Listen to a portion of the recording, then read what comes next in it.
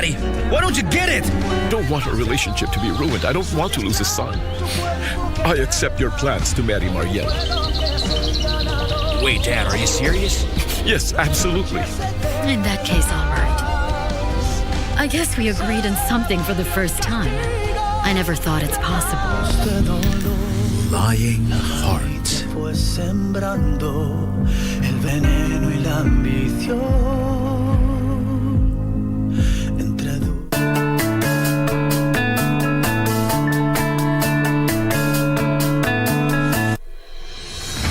Chini ya uongozi wa Rais Uhuru Kenyatta, serikali imewekeza vilivyo katika sekta ya kilimo ili kuongeza uzalishaji chakula na pia kulinda mapato ya wakulima. Wiki hii kwenye Project 254. My administration is currently reforming the sector by increasing output and productivity, boosting incomes in agribusiness, and ensuring household resilience and food security. Alikuwa sisi na njaa, lakini wakati Uhuru alikuja, sisi nasema asante kwa sababu hii mtu anapatia maji ya irrigation. Tunalima mchele na inatusaidia. Tunaweza kusomesha watoto, tunaweza kukaa kama mkulima anakaa kama mfanyabiashara mwingine. Hatuna tofauti sana. Sasa tunaona maisha sasa ni mepesi.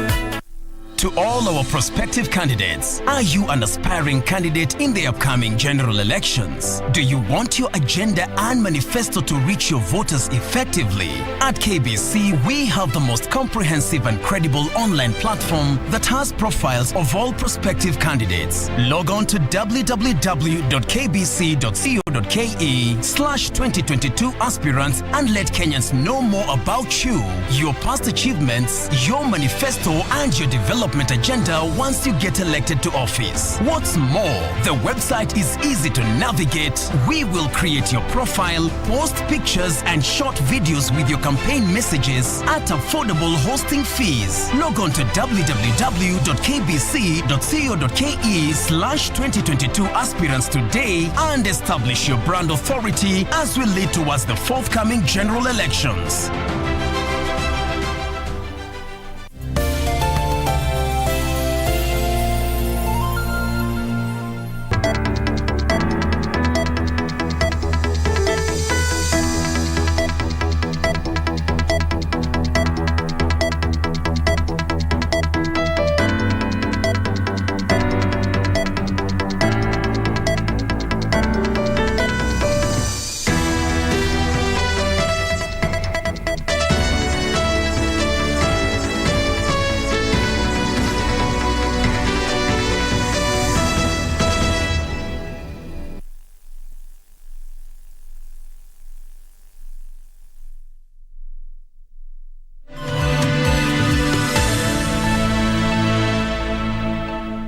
Afternoon, this is KBC. A very warm welcome to the Lunchtime News.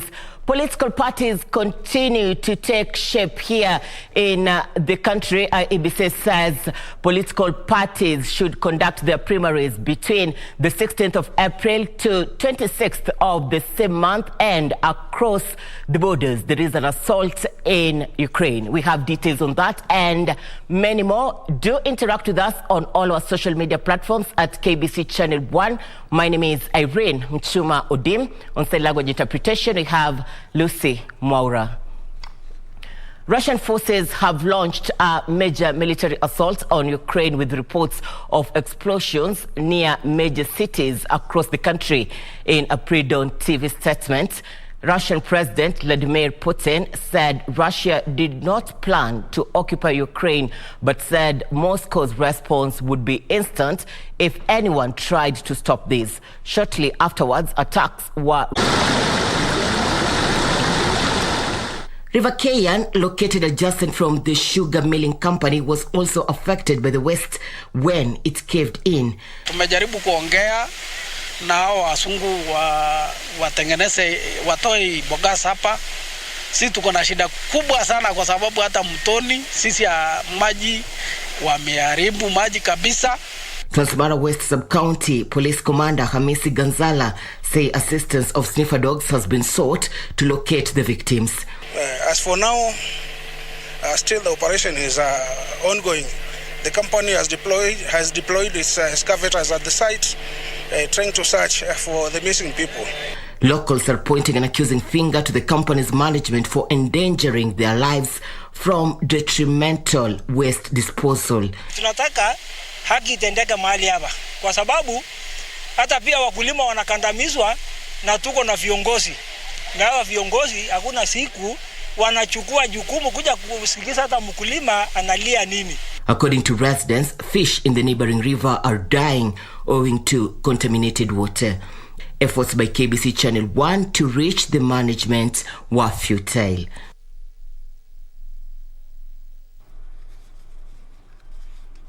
Parents and teachers have been urged to instill a reading culture to learners from an early age. According to an international author and filmmaker, Kenny Mann, this will make the learners responsible as well as shaping their future. Subsequently, it is in this spirit that some Kenyan authors have started instilling early knowledge through storybooks to the young generation, especially on human-wildlife conflicts and the ecosystem. At Regi School, Runda, we find pupils busy as they handle different types of lessons under the competence-based curriculum calendar. Kenny Mann, an international author, has visited the children, and storytelling and book editing skills is underway here. Can do conservation, they can work with scientists, they can make their own observations, they can make their own reports, they can have an effect. The curiosity and know-how in these children is visible. It's very inspiring, so that we learn about wildlife conservation, which is something that we've heard of before, but it's not, to us, it's not brought up very seriously. We have to be told again and again to know that when you see trash on the road, you have to pick it up, so that we can inform the future generations that global warming and treating wildlife badly is not right. According to Kenny Mann, the world of writing and filmmaking in Kenya is exploding. We've been talking about this for 30 years and we've done nothing with our young children. And now we have something that they can hold and read and discuss and learn from. And I see from this workshop right here, the interest level is extremely high. These kids know a lot more than we think they do about the state of the planet. And to invoke a reading culture, Story Moja publishers have launched a Sunday Wildlife Detective series that is aimed at ensuring Mother Nature and the whole ecosystem is protected. Today we're here because there's a book launch for wildlife detectives, the first ever in the world, and it's African wildlife detectives, and it's about wildlife conservation. It's meant to drive the reading culture from within, not for the teacher to demand that the child buys this book or for a parent to be the one to choose it, but for the children themselves to desire this book. The first series of the book focuses on the turtles that are becoming an endangered species at the Kenyan coast. So today we were launching the first title of a book series we'll have. It's called SUDEF Wildlife Detectives Series. And this is the first ever Wildlife Detectives fiction book series set in Africa. With the release of such books to the young generation, it is evident that the future for Mother Nature is safeguarded. Ruth Wamboi for Lunchtime News. Kajiado Governor Joseph Olelenku and his predecessor David Kendianye are spoiled for in a cosmopolitan area and unites all the tribes living in the area. Hata niombe wale wanasiasa ambao wanaomba kura ya kwamba tuombe kura, lakini tujue ya kwamba hawa wananchi ni wetu na hatutaki wasozane. Hatutaki kuwasozane hata kidogo. Na nyinyi mmeona kwamba hii wanasiasa hata wakipitana hapa na wapitane pale, dakika ya mwisho wako pamoja tu.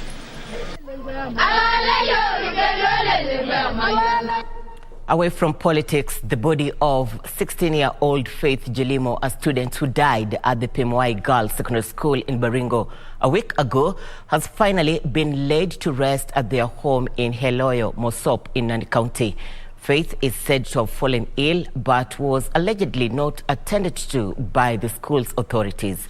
Purity Mseu has the details. A family in mourning, tears flow freely as they bid goodbye to their 16-year-old daughter who died a week ago. Yesu alikufa akafufuka. Vivyo hivyo na hao waliolala katika Yesu. Faith Jelimo died at Pemwai Secondary School in Baringo under mysterious circumstances. Kama familia hatuna nia yoyote ya kusema kwamba tunataka kufuatilia zaidi kujua ni nini ilifanyika. Tumekubali kwamba mtoto amefariki, amelala, tumemzika na familia tunavumilia na tumekaa namna hivyo. Tumekubali. Just like her colleagues who have embraced education, many here were hopeful that Faith was going to change the story of the community. Na ni mtoto amekuwa mtoto mzuri, amekuwa mfano. She's a firstborn. She's a firstborn daughter in a family ya watoto watatu. Sasa amekuwa mfano mzuri, hata yule mwenye anamfuata, mwenye anaitwa Jael, alimekuwa anamwika sana. It is alleged that Faith died after experiencing frequent nosebleeds at school. Her parents want justice. Let this be a lesson.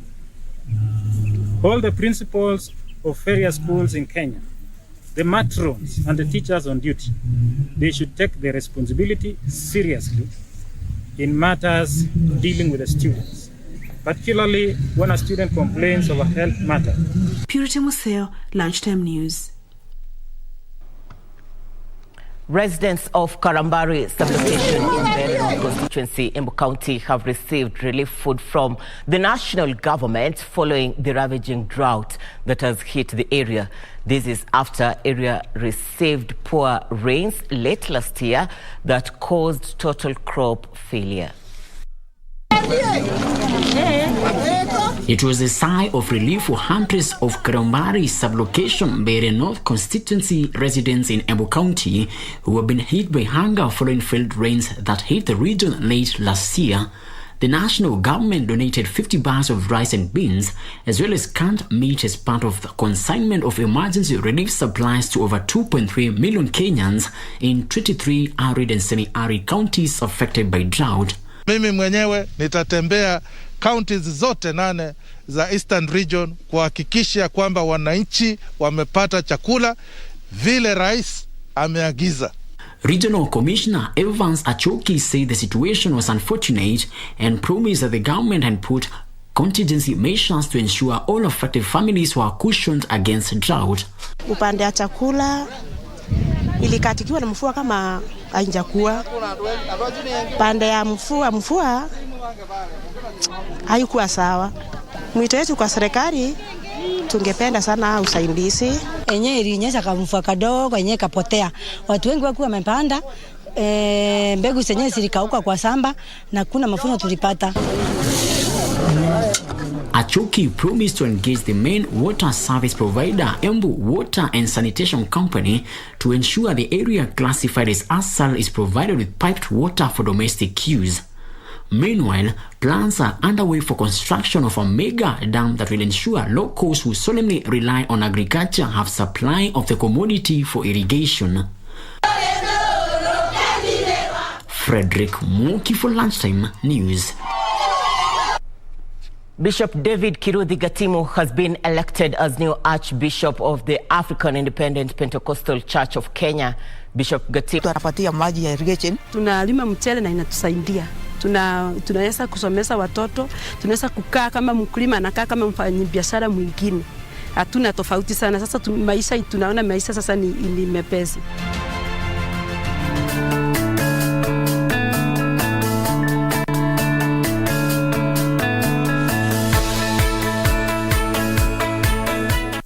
Keep abreast of the developments live from the National Assembly and the Senate. On our members of parliament. The questions. When is the construction expected to commence?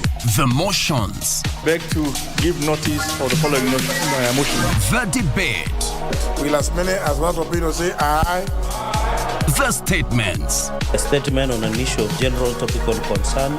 The petitions. Order number 4, petitions. Stay tuned to KBC Channel 1 and Radio Taifa for live proceedings from both houses of parliament from Tuesday to Thursday. Live, uncensored, unedited. KBC, your national broadcaster.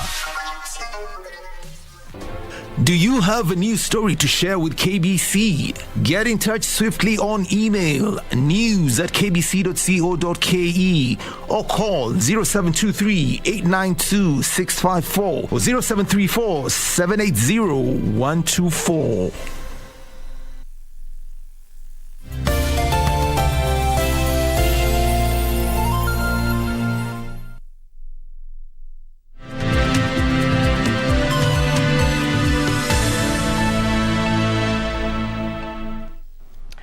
Welcome back. The disciplined forces have been urged to seek help and attend counseling sessions in order to manage stress while at work. The advice comes amid an increase in cases of suicide and gender-based violence within the police force. Gender-based violence and suicide cases have been on the rise within the police service. Efforts are, however, underway to reverse the trend. Stakeholders are optimistic that the situation can be salvaged. Tukaongea na tukaulizana kama kuna njia yoyote ile tunaweza saidiana ili hata kama tutaimaliza kabisa but angalau tuwaongeleshe tujue changamoto ni gani. Na kama tumepata changamoto pengine tujue suluhisho ni gani. A stakeholders engagement has been convened at the Buruburu police station, where officers were urged to share their tribulations with their closest friends or seek counseling before taking any drastic measure. To understand on how to manage the workplace stress, in short, the self-care, as we approach the election, so that they get prepared and to get knowledge on how to care for their health during and after election. Tamita Mora, the officer in charge of Gender and Children Unit in Buruburu, said it is never too late to seek help. We need the support from our internal partners and also external partners and other stakeholders who will hold us hands as we also fight on this animal known as sexual gender-based violence. This is a beginning. We are still experiencing teething problems, but soon it will be rolled out. We will be moving from one place to the others to address this issue. Frida Biwot says there is need to lend a helping hand to those stuck in the vicious cycle of gender-based violence and depression. Ruth Wamboy for Lunchtime News. Mandera education stakeholders have asked for a local solution to end the perennial shortage of teachers in the region. The forum that brought together head teachers and other players in the education sector said the solution lies with the Teachers Service Commission lowering admission grade for those seeking to be teachers from the area to D-. Stakeholders in the education sector in Mandera are now seeking solutions on how to address the biting shortage of teachers in the area. Locals lamenting that non-local teachers were no longer a solution and instead route for what can work best for the area. If you go to Warangara, some of them, in the morning, they move from the camps, they go to teach, and then they come back in the evening. And we are willing to accommodate one another. So that the project will be complete by March. The university's registrar in charge of administration and planning, Abdul Rahman Hamo, lamented that over 1,200 students are lacking accommodation at the institution. So we hope the moment we take over the building, then most of our students will also get accommodation. The hostel is expected to be completed by next month.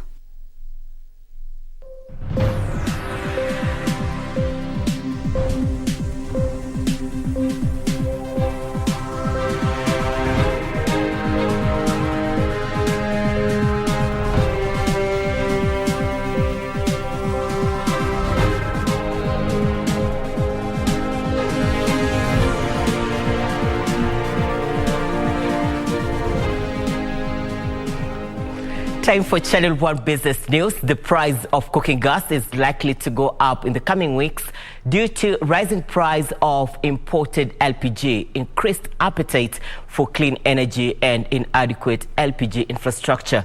Energy Petroleum Regulatory Authority Director General Daniel Kipto says to remedy this, Kenya should in the short term introduce an open tender system and spur competitive pricing along the value chain in developing the LPG infrastructure to allow regulation. Through the demand for petroleum products falling during the early days of COVID, there has been an increase which has been noted in the back end of the year 2021 after the government eased the COVID restrictions. Despite not being regulated by the authority, you will see from this report that LPG consumption in this country has steadily grown and has recorded close to 33,000 by the end of 2020. We do believe consumption would have been much higher if it were not for the interruptions that were caused by the pandemic. Kenya has a competitive petroleum and gas market comprising of 71 registered oil marketing companies and 1,665 registered retail stations as of 2020. Hackathons are fast becoming a preferred avenue to develop and nurture IT professionals in many fields. In Kenya, various companies are using Hackfest to hire the best talent by rolling out job offers and attracting the best talent. This has seen Equity Bank and Microsoft have launched a partnership between the University of Nairobi and Meru University of Science to use hackathons to discover new technologies and develop solutions for the bank. Organizations are increasingly hosting hackathons on college campuses to lend an innovative edge to their recruitment process. In recent times, it has emerged as a preferred setup for companies where candidates can show their skills in an open and competitive environment. Equity Bank says it will use this concept to drive innovation uptake in the bank and deepen IT skills in learning institutions. The virtual hackathon will be open to students from the University of Nairobi and Meru University of Science and Technology. The hackathon saw a total of 663 students from the two universities registered to be among the 100 shortlisted participants to take part as innovators. Students from the two universities will have an opportunity to take part in a competitive event and collaborate to build proofs of concept and minimum viable products for a predefined problem. Microsoft says it will use the hackathon concept to develop closer ties with the industry, such as the banking and ICT industries, to support students acquire practical skills beyond the confines of the university's lecture halls. University students taking part in the hackathon event will get a chance to take a part in a 3-month mentorship program with Microsoft. Reporting for Lunchtime News, I am Teresa Mutai. Kenya is showcasing produce such as flowers, tea and coffee, as well as textile and business opportunities at the Expo 2020 Dubai. As Kenya Export Promotion and Branding Agency Chief Executive Officer Dr. Wilfred Marube attests, Kenya is seeking to secure market in the Gulf region to help increase the volumes and value of exports to at least 250 billion shillings. Dr. Marube spoke to KBC's digital editor Ronald Owili about Kenya's quest in the 6th-month Expo. Take a look. Here on K, we're able to, looking at the net demand, Kenya meets about only 0.1% of what this region consumes, and yet so you have a production of about 99.9% on what we can bring here.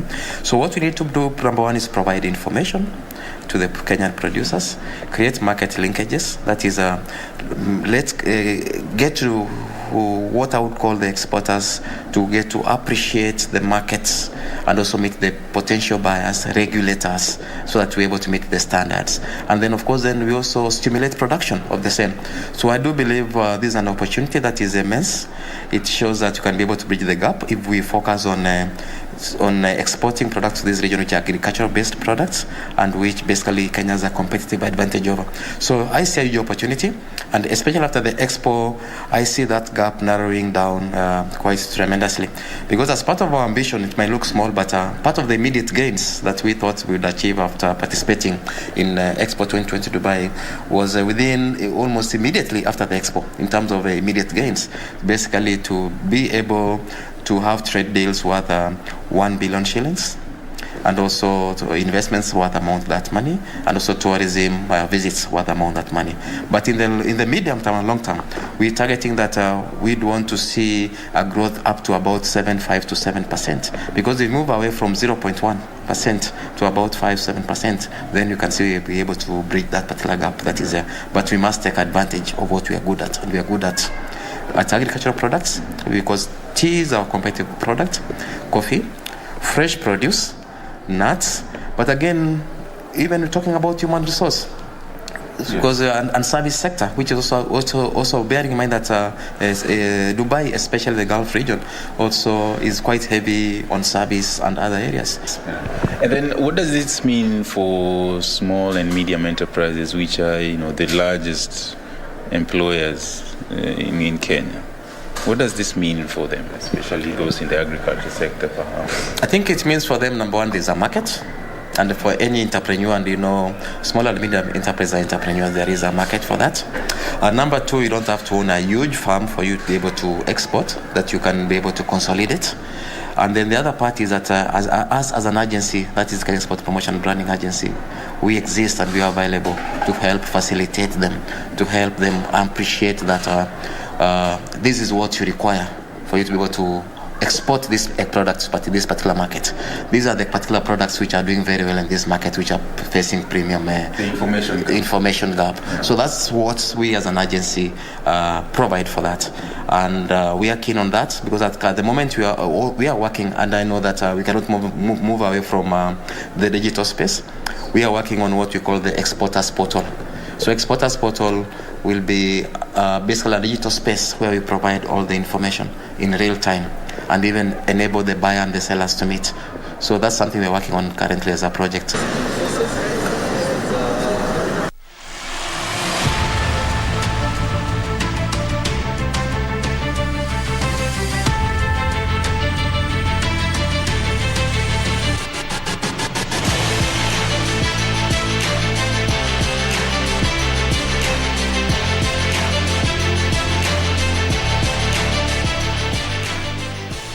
Time for Channel 1 Sports News. Over 150 golfers are expected to battle out at Karen Country Club course this weekend as the countrywide Johnny Walker Golf Series enters its 9th leg. The golfers will be aiming to make the cut for the series semi-finals, dubbed the Eagles round, to be played at the Muthaiga Golf Club in May.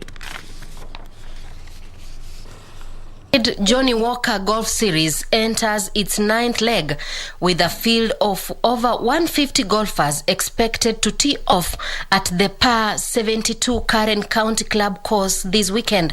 The golfers will battle it out as they aim to make the cut for the semi-series finals, dubbed the Eagles Round, to be played at Muthaiga Golf Club in May. These will then be followed with the grand finale at the iconic Glen Eagles Golf Course in Scotland. This comes barely a week after the event in